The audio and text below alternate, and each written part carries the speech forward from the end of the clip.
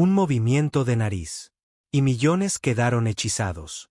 Pero detrás de Hechizada hubo censura, reemplazos secretos y una estrella al borde de decir basta. Un personaje desapareció sin explicación. El programa fue prohibido en varios países. Y mientras América reía, Elizabeth Montgomery vivía su propio secreto en silencio mientras el estudio planeaba reemplazarla sin que ella no supiera nada. Esto no es una simple lista de datos curiosos. Es lo que nunca te contaron. Si crees que conoces Hechizada, piénsalo de nuevo. El padre de Elizabeth Montgomery nunca quiso que ella fuera actriz.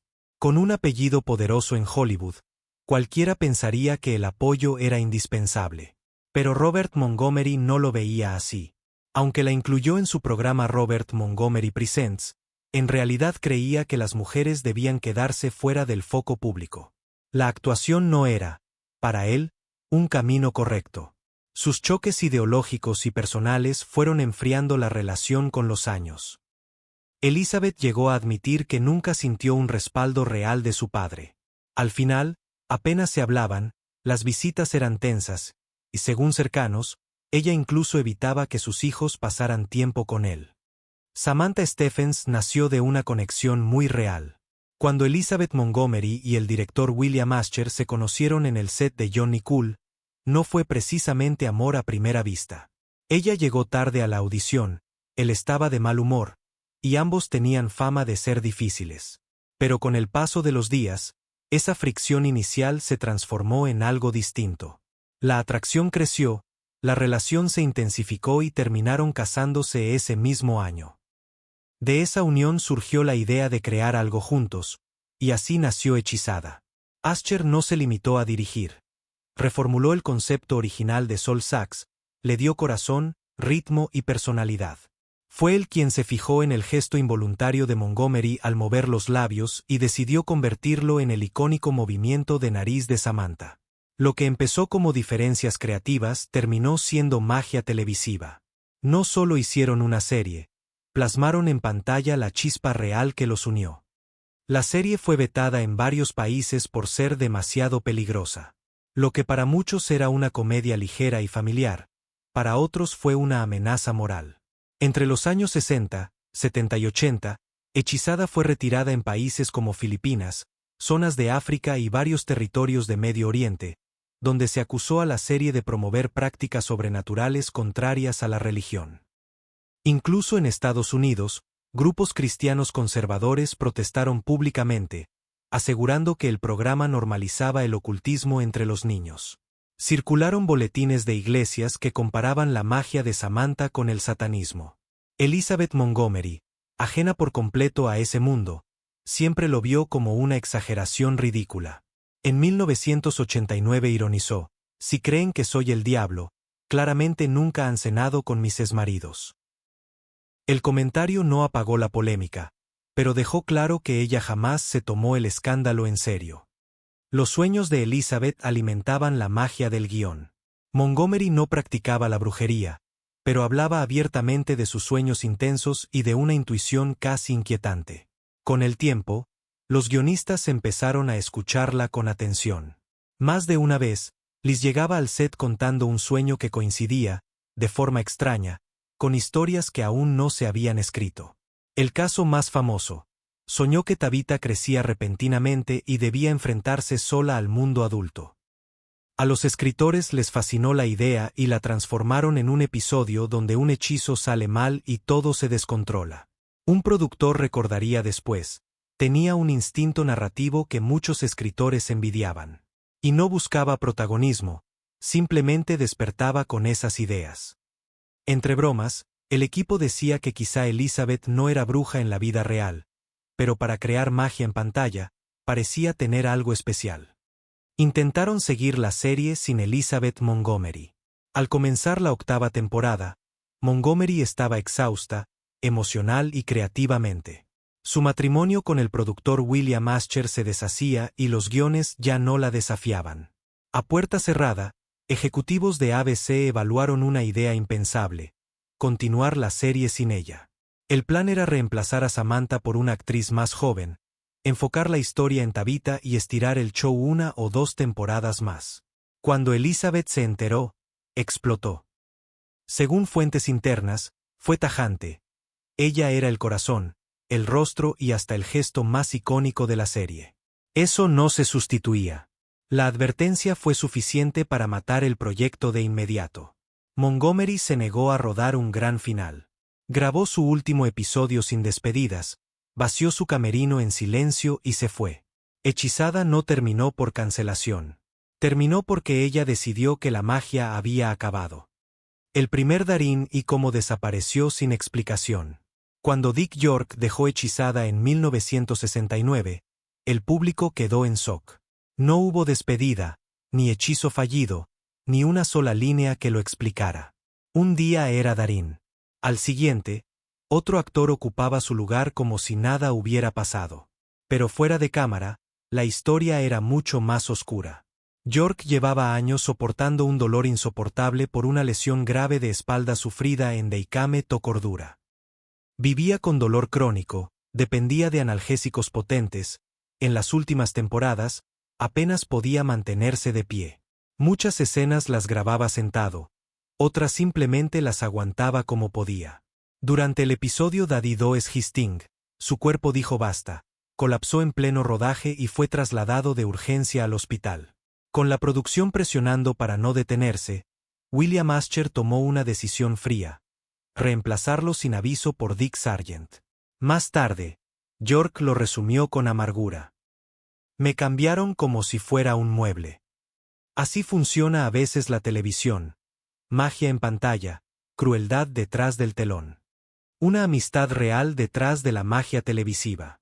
Lejos de las discusiones constantes entre Endora y Darín, Dick York y Agnes Moorehead construyeron una de las relaciones más sinceras del elenco. Compartían algo raro en Hollywood: una conexión intelectual y espiritual profunda. Moorehead, presbiteriana convencida, se sentía intrigada por las ideas metafísicas de York. Pasaban horas hablando de libros, fe y del oficio de actuar con disciplina y respeto. Cuando York abandonó la serie por su salud, Moorehead lo tomó como una traición imperdonable. Jamás aceptó al nuevo Darín. En los primeros ensayos, cuentan que fue especialmente dura con Dick Sargent, al punto de hacerlo llorar. Un miembro del equipo lo resumió así: Agnes nunca superó el reemplazo. Su lealtad no era con el show, era con York. El silencio trágico de Agnes.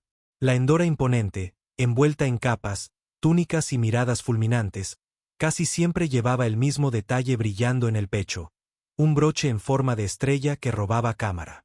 No era parte del vestuario. Era una joya real, heredada, con diamantes antiguos de más de 8 quilates, cargada de historia y peso emocional. Elizabeth Montgomery lo notó desde el primer día y lo admiró durante años, sin saber que ese objeto guardaba algo más profundo. Cuando Agnes Moorehead murió de cáncer uterino en 1974, el broche apareció en su testamento, dejado exclusivamente a Montgomery. No hubo discursos ni despedidas públicas. Solo eso. Elizabeth nunca lo lució ante las cámaras ni en alfombras rojas. Lo conservó en privado, como un recuerdo íntimo. No era por las piedras, confesó alguna vez. Era por todo lo que ella eligió no decir. La manía más encantadora de tía Clara no era actuación. La dulzura caótica de Marion Lorne como tía Clara conquistó al público, pero su rasgo más memorable no nació en el guión. Venía de su vida cotidiana. Lorne tenía una obsesión auténtica por los picaportes antiguos. Durante años coleccionó más de 1000, cada uno con su propia historia, y muchos terminaron viajando con ella hasta el set. Los escritores lo notaron y decidieron convertirlo en parte del personaje. Hechizos que fallaban, bolsos infinitos y picaportes apareciendo donde no debían. La línea entre actriz y personaje se borró por completo. Cuando Lorne murió en 1968, el estudio tomó una decisión poco común: no reemplazarla. Aceptaron que esa torpeza cálida, casi mágica, no podía imitarse. Clara desapareció de la serie porque Marion era, literalmente, irrepetible. La tragedia del hijo de David Witte. Para el público, David Witte siempre fue el optimista incansable de la serie, pero fuera de cámara cargaba una historia devastadora. En 1958, su esposa Mary Welch murió durante el parto, dejándolo viudo y solo a cargo de su hijo recién nacido, Jonathan. Años después, cuando el éxito de la serie le dio cierta influencia creativa, White hizo una petición íntima, que el hijo de Larry Tate llevara el mismo nombre. Era su forma silenciosa de mantener vivo ese vínculo. Pero la tragedia no terminó ahí. En 1988, Jonathan murió en el atentado del vuelo Pan Am 103 sobre Lockerbie, Escocia. David White nunca se recuperó del golpe. Hoy, padre e hijo descansan juntos en el cementerio Hollywood Forever, unidos por un dolor que nunca llegó a la pantalla, pero que marcó toda una vida. Elizabeth Montgomery ocultó su embarazo durante la primera temporada. Cuando la serie se estrenó y Samantha Stephens conquistaba la televisión, Montgomery guardaba un secreto muy real: estaba embarazada. Eran los primeros meses y el estudio decidió no mencionarlo jamás en la historia. En su lugar, recurrieron a ilusiones clásicas de Hollywood: blusas amplias, bolsos estratégicamente colocados, encuadres detrás de encimeras y planos cuidadosamente calculados. Funcionó tan bien que el público nunca lo notó. Más adelante, cuando quedó embarazada otras 2 veces, la serie ya era un fenómeno y esos embarazos sí se transformaron en narrativa, dando vida a Tabitha y Adam. Pero en aquella primera temporada, mientras interpretaba a la esposa perfecta con una sonrisa impecable, Montgomery equilibraba en silencio la maternidad real, grabando escenas clave apenas semanas antes de dar a luz. Una doble actuación que nadie vio, y que nunca necesitó un hechizo. Tabitha no fue interpretada por una sola niña. Para cumplir con las estrictas leyes laborales infantiles de Hollywood, el personaje de Tabitha fue interpretado por gemelas idénticas. Se alternaban en silencio entre tomas para no exceder las horas permitidas. Para el público era una sola bebé mágica. Para la producción, era una coreografía constante de cambios invisibles que nunca se reconocieron oficialmente en pantalla. El nombre de Darrin nunca se escribió igual. A lo largo de la serie, el nombre del esposo de Samantha aparece escrito como Darrin y Darin, incluso dentro del mismo guión. No fue una broma ni un hechizo. Fue un error real que nadie se molestó en corregir. William Asher lo admitió años después: ya era demasiado tarde, y a nadie parecía importarle. La serie salvó a ABC. En 1964, ABC estaba al borde del colapso en ratings frente a CBS y NBC. Hechizada se convirtió en su arma secreta. En su primera temporada, entró directo al top 3 de programas más vistos del país. Sin Samantha Stephens, ABC podría no haber sobrevivido como la conocemos hoy. Elizabeth Montgomery rechazó extender el universo de la serie. ABC quería spin-offs, secuelas y una continuidad centrada en Tabitha. Montgomery dijo no. Rechazó cada propuesta. No quería que el legado del programa se diluyera sin ella. La magia funcionaba porque tenía límites, dijo más tarde. Sin su aprobación, el universo de Hechizada murió ahí mismo. Hechizada nunca fue solo risas y hechizos. Detrás del glamour había tensión, pérdidas y decisiones valientes. ¿Qué revelación te impactó más? ¿La salida silenciosa de Darin, los sueños premonitorios de Elizabeth Montgomery o la censura internacional del programa? Cuéntanos tu recuerdo favorito en los comentarios. Y si este video despertó un poco de nostalgia, dale like, compártelo y suscríbete para más secretos ocultos de la TV clásica.